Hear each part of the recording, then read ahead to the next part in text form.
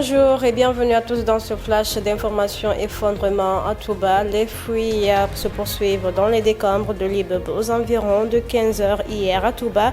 Tout au long de la nuit, les équipes de secours ont travaillé sans relâche pour tenter de sauver des vies. C'est vers 3 h du matin que le 9e corps sans vie a été extrait, ce qui porte le bilan provisoire à 11 morts. Une enquête approfondie devrait permettre d'établir les causes de l'effondrement et de pointer les éventuelles négligences.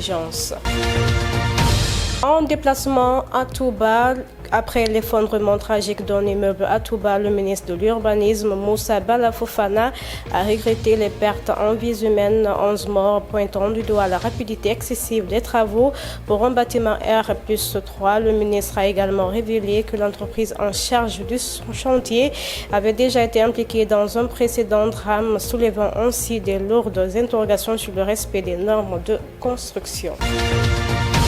L'ancien ministre Mansour Faye et actuel maire de Saint-Louis a été placé sous mandat de dépôt après avoir été inculpé pour détournement de deniers publics d'un montant de 2 749 927 498 francs CFA.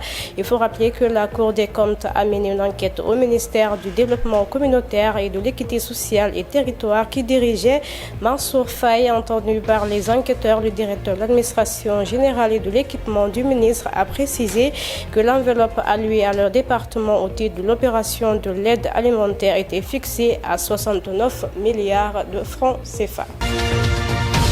Dans le même sillage, après avoir été placé sous mandat de dépôt ce lundi par la commission d'instruction de la Haute Cour de justice, les avocats de l'ancien ministre Mansour Faye ont pris la parole devant la presse. Maître Amadou Sall avec ses confrères précise qu'effectivement le client a été retenu en prison pour les infractions évoquées par la résolution de l'Assemblée nationale. Par ailleurs, Maître Amadou Sall souligne que ce n'est plus moins ni moins qu'une commande politique.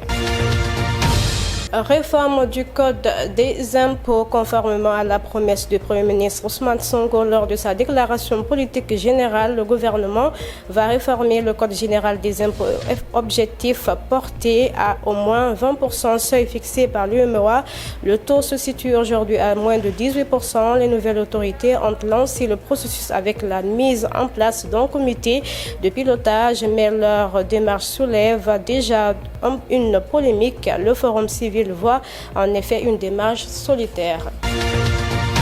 Guinée, la Cour de répression des infractions économiques et financières a annoncé la vente aux enchères des biens du docteur Mohamed Diané, condamné en première instance à 5 ans d'emprisonnement et au paiement de 500 milliards de francs guinéens.